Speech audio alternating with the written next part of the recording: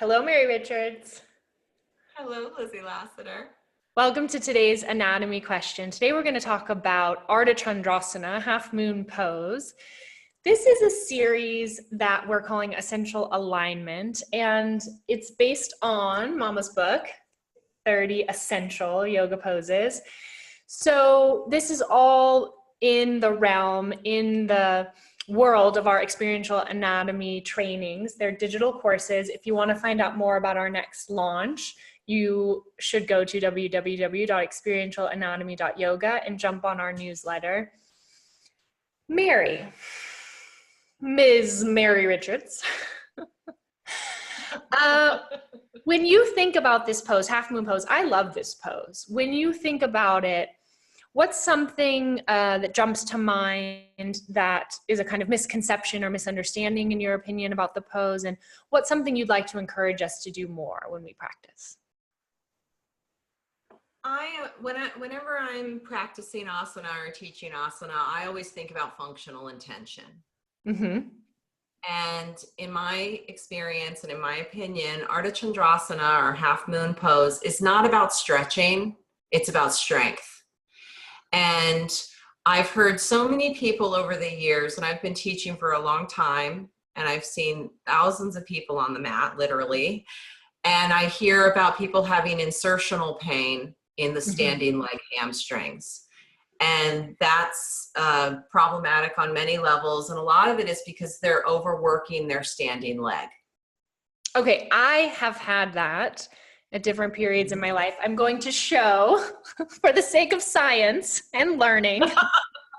So what that is it's really pain right here, deep in here, right at really the bone up there. That's where I have experience. Is that the pain you're talking about? Yeah, that's, I like to call that the ham butt. You know, you have a ham butt and a lum butt. And yeah, it's pain at the insertion of the hamstrings at the sitting bones. And you don't want sensation at the insertions. You've got a problem then. It means you're overstraining the tissues. And so what we'll often see in half moon pose is folks locking out their standing leg knee. Yeah. Especially if they have hyperextensive knees. I'm in that club. And then you'll hear, oh, micro bend the knee. But what does that mean? What is a micro bend? So what I like to do when I hear from someone that they're having insertional pain in Ardha is I want to adjust the relationship between their upper body and their lower body. There are other things I'll do as well that I'll talk about in the course, but for today's purposes, the big thing we often need is we need to come out of the pose a little bit and bring the earth to ourselves by using a block. It's amazing what a block can do for your ham butt. Do we need that on a bumper sticker? Okay, so I'm going to jump on the mat in a moment. I've got my second camera and demonstrate. What I love that I hear you saying right now is that it's really a kind of radical concept called doing less, which... Yeah, doing less and also thinking about our skeletal proportions, okay? Because this Ardha is actually a great example of skeletal proportions because you can have someone who has short legs, long arms. Right. And it's easy for them to put their hand on the floor. But you could also be a long shanks. You know, you can have really long legs and a shorter body and shorter arms. And so it's what are we sacrificing about ourselves to express the poses we think it should be expressed? Because how Ardha looks for one person, it's going to look very different for someone else. And this is what I like to encourage on the mat is individuality. Because everybody's unique, just like everyone else. Okay, I love it. Last question before I do the pose. Can you give us a summary remind us with anatomical language and terms. You were talking about the hamstrings. Remind us where they are, insertion, origin, and what their main job, or as you guys like to talk about, the dharma of this muscle. What is it about? Talk to us a little bit about this muscle group. So the hamstrings lie on the back of the thigh, and we have a biceps femoris, which has two heads, a long head and a short head. Then we have something called the semitendinosus and the semimembranosus. So close to the head, proximally, your hamstrings attach to what's called your ischial tuberosities, the sitting bones, which we can feel. You reach under your bum and feel that bony protuberance, and then they also attach on the lower leg behind the knee. Okay. And what the dharma of the hamstrings is, they flex your knee. They help you bend your knee. They also work with your glutes to extend your hip. Right. So they're a two-joint muscle. They affect the hip and the knee. Okay, that was exactly what I wanted. And just one thing, a lot of people have an imbalance. They tend to have really strong quads and weaker hamstrings. And part of that is because the hamstrings are smaller than the quads. But a lot of it is, we spend too much time sitting. So. This is a theme of Mary Richards' teaching. And so it's like, but it's so true. It's so true. I love the functional movement. And also the theme is, Mary likes to call it driving a desk, which so many of us, we get up, we drive to work, we sit at a desk, we drive home. This is kind of, and so how can our asana practice become a therapeutic antidote to that lifestyle? Exactly. Okay. So I'm going to stop this video and pop onto the mat. Mary, how shall I start?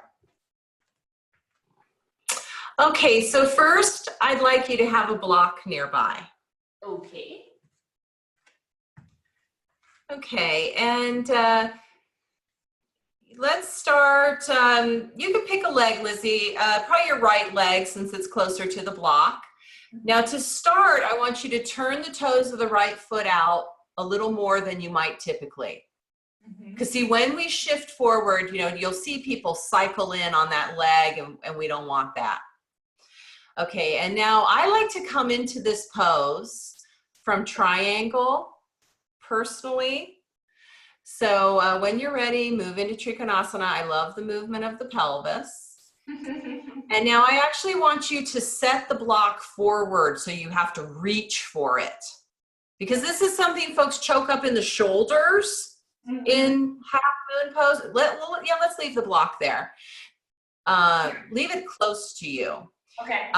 When you're ready, I want you to shift the weight into your front leg, bend your knee as much as you need. Sweep that arm forward and up, and pick that back leg up. Yep, you just walk the block. Okay. And then we turn the rib cage, the right lung up toward the left, and your gaze is wherever you'd like it to be, not up at the ceiling. It's right now. My gaze, the technical term, is at the computer webinar screen where I'm filming. So now adjust the block forward a little bit more, Lizzie, so you have to reach for it. Okay. And what do you notice by changing the position of the block? I like that. It feels like there's more length in my spine. Exactly. So you're not choking up into your rib cage and inhibiting your ability to breathe. Okay. And now I wanted to ask, and then I need to come down, but what's different about this for you when I use the floor? What do you notice in your hamstring insertion when your hands are down on the floor? Oh, actually it's burning. It's like a burning pain up there. Yeah, and probably you felt that in the back of the knee too, the back of the knee really stretching. It's too much, those joints. So I can say to you, bend your standing leg, which we can do to build strength, because this isn't like a standing forward fold where we're trying to stretch the hamstrings. So I can say to you, bend your knee. But see, over time, that's going to be counterproductive. It's going to be the law of diminishing returns. So by bringing the earth up to you, we got you out of the insertions of the hamstrings. And I don't want you there. You know, I want you in the belly of the muscle. Okay, this was fantastic, Mary Richards. I want to remind everyone to go to this website, experientialanatomy.yoga. .yoga is a URL now.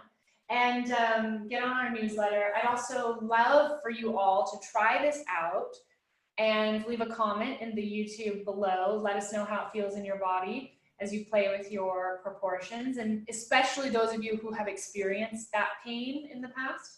And I'd love all of you to subscribe to my YouTube channel. That would be lovely. Mary, where can people find you on the internet?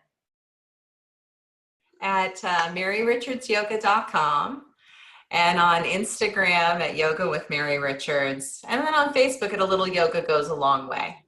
And those are also the places you can find Penelope on the internet. Yes. All right, I'm LizzieLasater.com on Instagram and on Facebook, all the things.